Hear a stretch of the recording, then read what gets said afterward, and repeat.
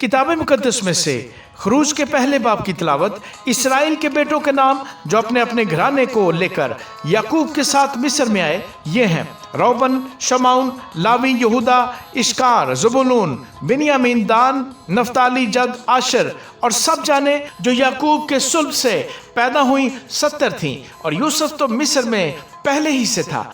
और यूसुफ और उसके सब भाई और उस पुश्त के सब लोग मर मिटे। और इसराइल की औलाद बरूमंद और कसीरुल तादाद और फरावान और नहायत जोरावर हो गई और वो मुल्क उनसे भर गया।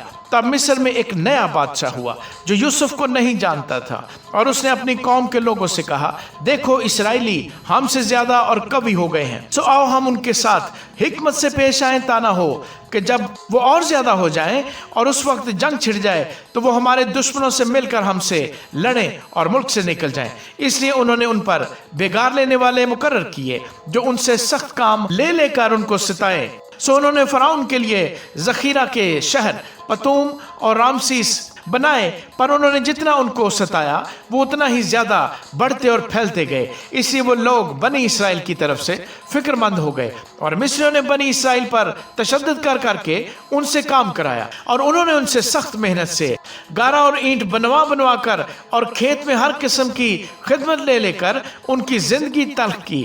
उनकी सब खिदमतें जो वो उनसे कराते थे तशद्दुद की थी। तब मिस्र के बादशाह ने अबरानी दाइयों से, जिनमें एक का नाम सिफरा और दूसरी का फुआ था, बातें की और कहा कि जब अबरानी औरतों के तुम बच्चा जनाओ और उनको पत्थर की बैठकों पर बैठी देखो तो अगर बेटा हो तो उसे मार डालना और अगर बेटी हो तो वो जीती रहे। लेकिन वो दाइयां खुदा से डरती थी, सो उन्होंने मिस्र के बादशाह का हुक्म न माना बल्कि लड़कों को जीता छोड़ देती थी। फिर मिस्र के बादशाह ने दाइयों को बुलवाकर उनसे कहा, तुमने ऐसा क्यों किया कि लड़कों को जीता रहने दिया? दाइयों ने फिरौन से कहा, अबरानी औरतें मिस्री औरतों की तरह नहीं हैं, वो ऐसी मजबूत होती हैं कि दाइयों के पहुंचने से पहले ही जानकर फारग हो जाती हैं।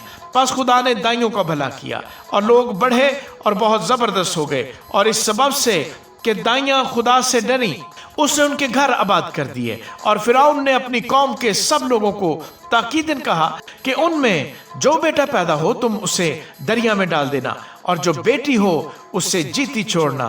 आमीन।